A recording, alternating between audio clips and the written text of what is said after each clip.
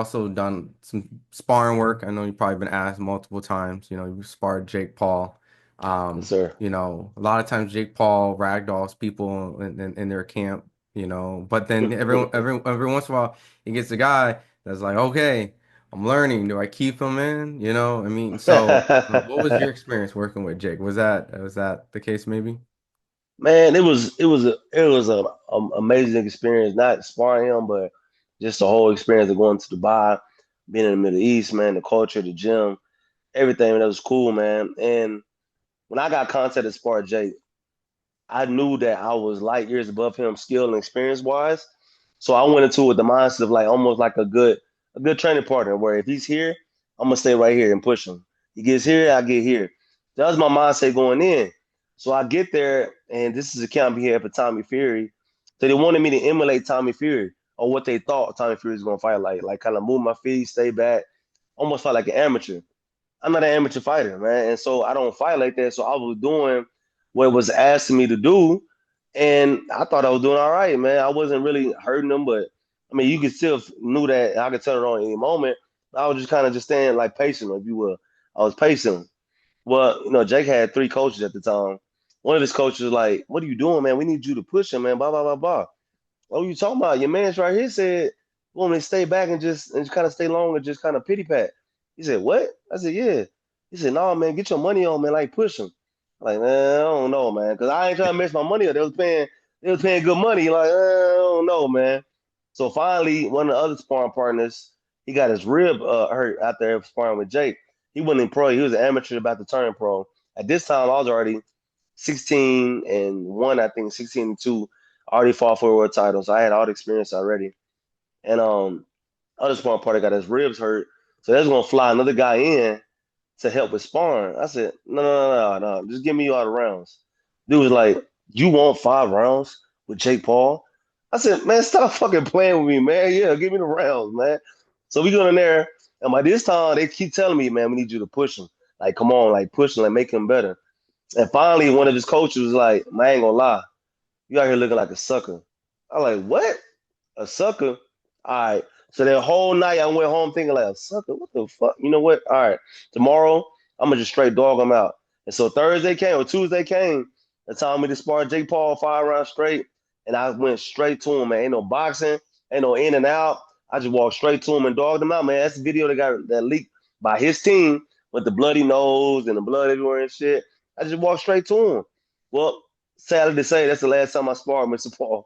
Cause they flew my black ass back home after that. I messed Somebody, up the so bag, man. yeah, someone fucking up the money. Like it almost to the point they wanted you out. Like it almost like a That's what it sabotage. almost like I got set up, right? Yeah. Cause like during the sparring session, that last one, I think the second or third round, went back from the corner. My coach was there. He was like, yeah, "That's the last time you sparring him." I said, "What you mean?" He said, "Man, you beating the shit out of this dude." Sure enough, that was my last time sparring Mr. Paul, man. Yep. Do you think he benefited from that? Because after that, he took Tommy Fury and lost.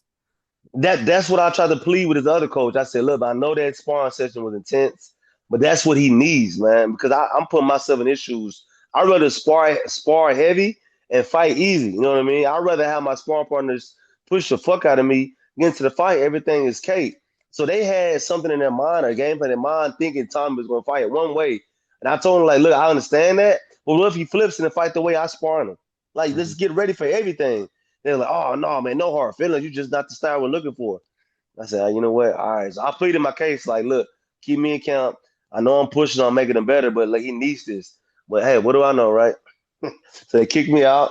He fights Tommy Fury, and Tommy Fury fights him the exact same way I sparred him the last time. Went straight to him, stayed behind the jab, and put pressure on him. But hell, what do I know, man? I'm just a boxer, I guess. Well, I mean, he was able to secure, the Mike Tyson bag. It almost seems like people forgot about the Tommy Fury fight. Oh yeah, man. That's Uh, yeah. what do you think happens from there from Jake? You think because I know Um, they flirted Connor with his brother, so yeah, I yeah, mean, yeah. but what do Man, you? those guys, man, those guys don't need nothing up to chance, man. Those guys, when he was sitting out in Dubai with them, they had his next 34 fights planned out already. They already knew who they were going to fight, where they was going to fight, and when they was going to fight already. So these guys got things, not saying they won't alter from it or deter from it, but they got things in motion. It's too much money on the line to leave things up to chance. You know what I mean? So they're already pre-planning their attacks on different angles and shit like that. Man, I would love to fight him too, though. We can be a cruiserweight, heavyweight. It don't matter to me. The skills travel. So I'm down for that shit too. They already know how it work. They've seen some of my skills. Now, oh, I didn't like all my tricks out. They've seen some of them. But some telling me, man, after they kick me out of count, they ain't gonna be calling me no more to come get no more work in, man. Yeah, I mean, I don't know about a fight. It's something similar happened to Hassim. You sparred Hassim, they did the Yeah, fight, but then they pulled out, afterwards. So, like you said, they yeah, kind of have a plan. So, yeah. um, They got a game plan. just curious, throughout amateurs and even like pros, like who else have you either fought or worked with side by side that some of the casual fans aren't or are familiar with? Man, I done got invited to many camps. I got invited to Mongia camp in Mexico. Got invited to the Murata, the Japanese champion camp in Yeah. Tokyo. I done been in camp with Rod Brandt in Vegas. Man, I done been all over, man. It's been a man. These guys, like I said, the boxing community. I'm sorry, my phone's ringing.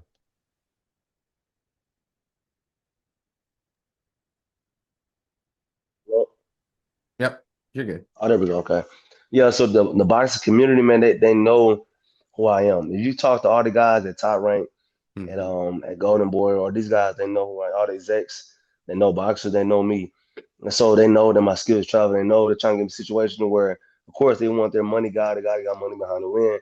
I mean, I done been in camera in this game for a long time. You mentioned you were in camp with ironically Murata and Rob, right? I think they fought each other. So, just curious, when you worked in Rob Brandt's camp, that was time when I believe he was with Bomac and Red and Esau. Did you get a chance to kind of like also work next to like Terrence and them and stuff when you were um No, because I think the time I worked with Rob was after he won and Murata fight the first one. He was getting ready for the mhm. rematch with Murata. I'm not sure if he went to Bomac after that or we was already before that. But we was in Vegas for that count. He was with somebody. He was with Eddie Mustafa down there in Vegas. Okay, And okay, so, okay. yeah. So it was cool to go down there and just kind of just see how you get down. Man, we had some really good rounds, man. I was just counting for a week. We sparred, man, somewhere north of had to be more than 15 rounds, and it was really good work, man. He's retired now, but great fighter, man. Had a very unique skill set where he was just a front runner, man. He'll let them hands go early and often, man. He didn't stop. It's a really cool guy. Yeah, I mean, you essentially probably then helped him prep that 50 punch every second, like that constant work Dude, rate, right? it's crazy, man. Crazy word. They started their camps off high. They start their camps off already doing 8, 10 rounds of sparring. Like it's something crazy, man. You said you also were invited to Mugia camp, right? Yes, sir. What was that experience like? So we didn't go to Mongia account. We got invited to it. And they have when you get to that level, they have specific guys who would seek sparring partners for you. So we was approached by that. We had the flights, we had everything scheduled, but the boxing powers and God man be it didn't happen. But we were definitely excited to go in that camp. I think he was campaigning or starting to campaign at 168 for that count. And so we was already at 68. So I think that's why they called us in. They wanted to get a feel for that weight class. And so it would have been really good though, but I didn't get to go to it. I mean, not only the fact that people doing that to you professionally, but even just some work, we're gonna go Yeah. another direction. We don't want no Calvin Henderson. Well, that's all part of the game, man. It's hard. It sucks that you have all these skill sets and the knowledge in boxing, but just the boxing powers, man. They try to keep you out, man. But Mhm. that's the part of the sport a lot of the casual fans don't see. They think you can call somebody out like Caleb Plant and they're gonna take the fight, you fight. That's not how it works, man. This is a business first, sport second. And so it's hard to understand that. Like business wise, I get why you don't put me in the ring with Caleb Plant. I get 130%. Fighting wise, you a bitch. Like, let's get it on. You know what I mean? Let's go. Well, look, I don't want to take too much of your time. I know that ultimately, you'll love to get an opportunity. I know you've been extremely busy. You're on a 4 win streak.